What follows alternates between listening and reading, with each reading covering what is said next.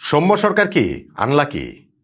তানজিদ হাসান তামিম এবং বিশেষ করে সাইফ হাসান কি লাকি? বাংলাদেশ ক্রিকেটে একাদশ নির্বাচনে নতুন ক্রাইটেরিয়া কি সেট হয়েছে? এই যে আমরা নিউজিল্যান্ডের বিপক্ষে 3 ম্যাচের ওয়ানডে সিরিজ খেলবো, এর প্রথম ম্যাচে আমাদের ওপেনার হিসাবে এই তিনজন সৌম্য সরকার, সাইফ হাসান এবং তানজিদ হাসান তামিমের মধ্যে কোন দুইজন থাকবেন, ওই আলোচনাতে আমি যে প্রশ্নগুলো করলাম সেগুলো কি সামনে চলে আসছে না? কেন চলে আসছে সেটাই বলছি। আর শেষ পর্যন্ত গিয়ে কোন দুইজন প্রথম ম্যাচে অন্তত পক্ষে ওপেন করবেন, চলুন তা নিয়ে একটু বুঝে দেখার চেষ্টা করি। এবং বাংলাদেশ ক্রিকেট কি এমন একটা পর্যায়ে চলে গিয়েছে যেইখানটাতে লাস্ট দুইটা ম্যাচে আমাদের 11-এ থেকে যিনি টপ স্কোরার হয়েছিলেন তার নিজের পজিশনে না, মানে ওপেনার তো দুইটা পজিশন, দুইজন এখানে রয়েছেন, সেখানে না, পুরো দলের ইনিংসেই টপ স্কোরার ছিলেন। লাস্ট সিরিজটাতে যিনি দুই দল মিলিয়ে সর্বোচ্চ রান স্কোরার ছিলেন, তিনি নেক্সট সিরিজের 3টা ম্যাচের মধ্যে একাদশী সুযোগ পাবেন না। এটা আসলে একটা বিস্ময়কর ব্যাপার। আমাদের ক্রিকেট হিস্ট্রিতে কখনো এরকম হয়েছে বলে আমার কাছে মনে হয় না। আমি শিওর আসলে হয়নি। সৌম্য সরকারের ক্ষেত্রে সেটা হয়েছে। আমরা ওয়েস্ট ইন্ডিজের বিপক্ষে যেই সিরিজটা খেলেছিলাম সেইখানে লাস্ট ম্যাচটাতে সৌম্য সরকার 91 রান করেছিলেন, টপ স্কোরার দলের। তার আগের ম্যাচে 45 রান করেছিলেন, টপ স্কোরার দলের। ওই সিরিজে 3 ম্যাচ মিলিয়ে 140 রান করেছিলেন। শুধু দলের টপ স্কোরার না, দুই দল মিলিয়ে আসলে পুরো সিরিজের টপ স্কোরার ছিলেন সৌম্য সরকার। অথচ নেক্সট সিরিজটা যখন আমরা খেলতে নামলাম পাকিস্তানের বিপক্ষে, সেখানে প্রথম ম্যাচে সৌম্য সরকার ছিলেন না, দ্বিতীয় ম্যাচে সৌম্য সরকার ছিলেন না, এমনকি তৃতীয় ম্যাচেও সৌম্য সরকার ছিলেন না। এইটা আসলে সৌম্য নিজেকে আনলাকি ভাবতেই পারেন। এইরকম পারফর্ম করার পর মাঝখানে যে সময়টা, সেখানে বিপিএলটা হয়তো তার খুব ভালো যায়নি, প্র্যাকটিস ম্যাচটার কথাও যদি বলেন, কিন্তু বাট স্টিল আপনি যখন ইন্টারন্যাশনাল ক্রিকেটটা একটা স্ট্যান্ডার্ড, বাংলাদেশের ক্রিকেট স্ট্যান্ডার্ডটাও যদি আমরা মাথায় রাখি, তাহলে এরকম ঘটনা যখন আগে কখনো ঘটেনি, সৌম্য নিজেকে আনলাকি ভাববেন না কেন? এই জায়গাটাতে ডিফারেন্স মেক করে দিয়েছিলেন তানজিদ হাসান তামিম প্র্যাকটিস ম্যাচে সেঞ্চুরি করে, এবং সেই কারণেই ওপেনিংয়ে তাকে নেওয়া হয়েছে সাইফ হাসানের সঙ্গে। আর প্রথম ম্যাচেই যখন সেই তানজিদ তামিম অপরাজিত 67 রানের একটা ইনিংস খেললেন, পরের ম্যাচে তিনি তো একাদশে থাকবেনই, সেই ম্যাচে তিনি 1 রান করে আউট হলেও যখন আমাদের ক্রিকেটারদের একটা লম্বা সময় সুযোগ দেওয়ার কথা, এবং আগের ম্যাচে 50 করেছে, আচ্ছা ঠিক আছে, সেটা তো আর 50 তো দুইটা সৌম্য, 50 না, টপ স্কোরার দুইটা তো সৌম্য ছিলেন। যাই হোক, তানজিদ তামিমকে কন্টিনিউ করেছে এবং লাস্ট ম্যাচে তিনি সেঞ্চুরি করেছেন। ফলে লাস্ট সিরিজে তানজিদ হাসান তামিম একাদশের সুযোগ পেয়েছেন প্র্যাকটিস ম্যাচে সেঞ্চুরি করে, এবং সেই সুযোগটা তিনি খুব ভালোভাবে কাজে লাগিয়েছেন। একটা 50, একটা সেঞ্চুরি করে নিউজিল্যান্ডের বিপক্ষে সিরিজের প্রথম ওয়ানডেতে ওপেনার হিসাবে 1 নাম্বার নামটা তাই এখন তানজিদ তামিম, যিনি ইনফ্যাক্ট ওই সিরিজের আগে 3 নাম্বার চয়েসে ছিলেন। মানে বাংলাদেশ ক্রিকেটে কত দ্রুত সবকিছু পরিবর্তন হয়ে যায়। ফলে এই প্রথম ম্যাচটাতে শুক্রবার নিউজিল্যান্ডের বিপক্ষে তানজিদ তামিম যে এক সাইডে ওপেনার হিসেবে থাকবেন তা নিয়ে কোনো ডাউট নেই। প্রশ্নের জায়গা হচ্ছে সাইফ হাসান নাকি সৌম্য সরকার। এবার সৌম্যর কথাটা বললাম, সাইফ হাসানের কেসটা আমরা দেখি। সাইফ হাসান ওই যে লাস্ট সিরিজটার কথা, সৌম্য যেখানটাতে টপ স্কোরার হয়েছিলেন, সেই সিরিজটারও লাস্ট ম্যাচে কিন্তু 80 রানের একটা ইনিংস সাইফ হাসানের ছিল। ফলে নেক্সট সিরিজে ওয়েস্ট ইন্ডিজের বিপক্ষে সেই সিরিজ, পাকিস্তানের বিপক্ষে সিরিজের প্রথম ম্যাচটাতে তো আর তার দলের জায়গা তিনি ধরে রাখবেনই। ইনফ্যাক্ট সেটা ধরে রাখার কথা তো সৌম্যরে ছিল, দুজনের একজন থাকবেন। সাইফের উপরে টিম ম্যানেজমেন্ট সে আস্থার জায়গাটা রেখেছে, যদিও তার বিপিএলটা ছিল আরো ডিজাস্টারাস, আরো ভয়ঙ্কর ছিল। মানে মাঝখানের ওই সময়টা তো আমরা বিপিএল এর ওই ইয়েটা আসলে কাউন্ট করেছিল, লাস্ট ম্যাচে গিয়ে তিনি 50 করেছিলেন, পুরো বিপিএলটা তার জঘন্য কেটেছিল এছাড়া। কিন্তু টিম ম্যানেজমেন্ট ওই আস্থাটা রেখেছিলেন, এবং সাইফ হাসান সেই আস্থার প্রতিদান আসলে কতটা দিতে পেরেছেন। প্রথম ম্যাচে সাইফ 4 রান করে আউট হয়েছেন, একাদশের জায়গা ধরে রেখেছেন। দ্বিতীয় ম্যাচে 12 রান করে আউট হয়েছেন। মনে করা হচ্ছিল তৃতীয় ম্যাচে শিওরলি সৌম্য সরকার ব্যাক করবেন, কিন্তু থার্ড ম্যাচেও টিম ম্যানেজমেন্ট, কোচ, ক্যাপ্টেন সাইফের উপরে ভরসা রাখে। এইবার সাইফ একটা 36 রানের ইনিংস খেলেন।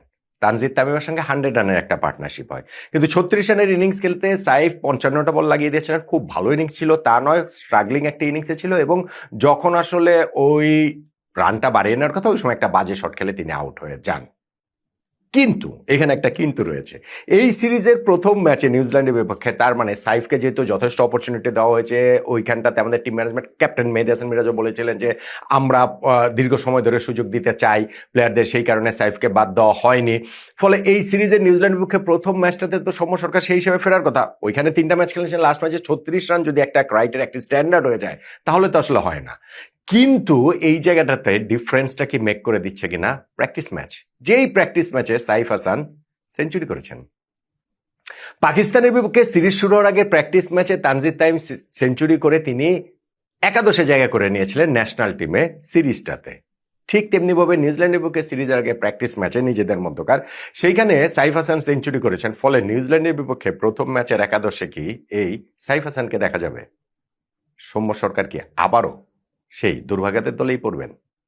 অ্যাপারেন্টলি সেটাই মনে হচ্ছে। ম্যাচের 2 দিন আগে প্রেস কনফারেন্সে এসে আমাদের হেড কোচ ফিল সিমন্স যে কথাবার্তাগুলো বলেছেন তাতে ওটা বোঝা যাচ্ছে যে তানজিদ তামিম তো এক সাইডে সেটেলই, সাইফ হাসানের উপরেই তারা ভরসা রাখছে। যেহেতু সাইফ প্র্যাকটিস ম্যাচে সেঞ্চুরির কথা তিনি বলছেন, লাস্ট ম্যাচে যে পার্টনারশিপ হয়েছে 100+ রানের সেটার কথা তিনি বলছেন।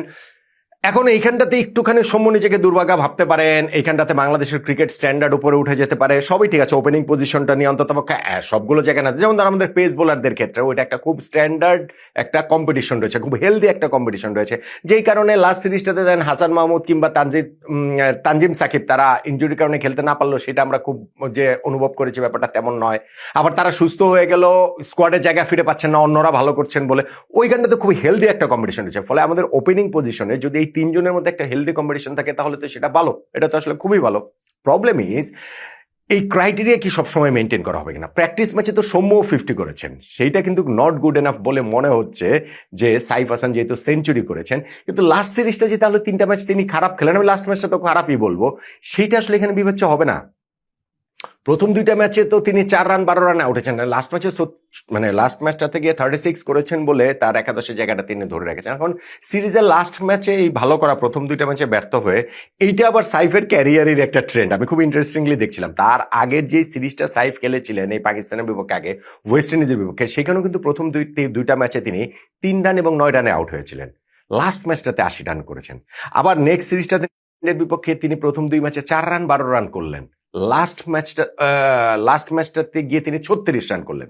ইনফ্যাক্ট তার ক্যারিয়ারে যে আরেকটা সিরিজ আফগানিস্তানের বিপক্ষে, সেইখানেও কিন্তু প্রথম 2টা ম্যাচে তিনি 26 ওডিআই ক্যারিয়ারে 26 এবং 22 করেছিলেন। লাস্ট ম্যাচে তিনি 43 করেছেন। এখন সাইফ হাসানকে একাদশে নেওয়া হবে বলেই আমার কাছে মনে হচ্ছে। তিনি যদি প্রথম ম্যাচে ব্যর্থ হন, দ্বিতীয় ম্যাচে কি তাকে সরিয়ে সম্মুখে জায়গা দেওয়া হবে, নাকি বলা হবে যে না, সেই ক্ষেত্রে হচ্ছে গিয়ে সম্মুখে আরো অপেক্ষা করতে হবে, আমরা আরেকটু লম্বা সময় ধরে দেখতে চাই, ব্লা ব্লা ব্লা। ধরেন দ্বিতীয় ম্যাচেও ব্যর্থ হলো, তখনও কি গত সিরিজের মতো থার্ড ম্যাচেও খেলানো হবে নাকি? এবং থার্ড ম্যাচে গিয়ে যদি সাইফ হাসান যদি ক্লিক করেন, তখন কি সম্মুখে আবার বাইরেই বসে থাকতে হবে কিনা? আমি একটু আগাম বলে ফেলছি, আমি একটু মানে সিরিজের সামনের অংশটা বলে ফেলছি।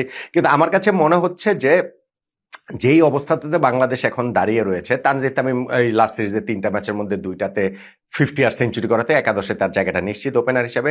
অন্য ওপেনার আমার অ্যাপারেন্টলি মনে হচ্ছে কোচের কথা এবং যে এই টিম ম্যানেজমেন্টের যে ভাবনা, সেইখানটাতে সাইফ হাসান হবেন বলেই মনে হচ্ছে। সৌম্য সরকার এই জায়গায় আমার কাছে একটু আনলাকি বলে মনে হচ্ছে। কিন্তু আমাকে যদি বলেন, আমার কাছে মনে হয়েছে যে সৌম্য সরকার আসলে তার জায়গাটা একাদশে ডিজার্ভ করেন। গত সিরিজে 3টা ম্যাচে অন্ততপক্ষে প্রথম ম্যাচটা শিওরলি ডিজার্ভ করতেন। আগের সিরিজে তিনি টপ স্কোরার হওয়ার কারণে, আগের 2টা ম্যাচে তিনি দলের টপ স্কোরার হওয়ার কারণে সেইটা হয়নি। কিন্তু লাস্ট ম্যাচটা তো অবশ্যই তিনি একাদশের জায়গাটা ডিজার্ভ করতেন, সেইটাও হয়নি। এই সিরিজের শুরুতেও তিনি অবশ্যই ডিজার্ভ করেন বলে আমার কাছে মনে হচ্ছে। কিন্তু অ্যাপারেন্টলি সেটা আসলে হচ্ছে না। তানজিদ তামিম এবং সাইফ হাসান এই দুজনই ওপেন করছেন। সাইফের প্র্যাকটিস ম্যাচের সেঞ্চুরিটাই এই ক্ষেত্রে প্রবাবলি ডিফারেন্সটা মেক করে দিচ্ছে। সেখানে 50 করাটাও সৌম্য সরকারের জন্য যথেষ্ট না। ফলে নিউজিল্যান্ডের বিপক্ষে প্রথম ওয়ানডে ম্যাচে বাংলাদেশের ওপেনিংয়ে তানজিদ তামিম ও সাইফ হাসানের উপরে টিম ম্যানেজমেন্ট ভরসা রাখবে বলেই মনে হচ্ছে। কিন্তু আমার পছন্দের ওপেনিং প্লেয়ার ছিলেন তানজিদ হাসান তামিম এবং সৌম্য সরকার। এই 3 ওপেনারের মধ্যে আপনার পছন্দের 2 ওপেনার কারা জানান তো দেখি।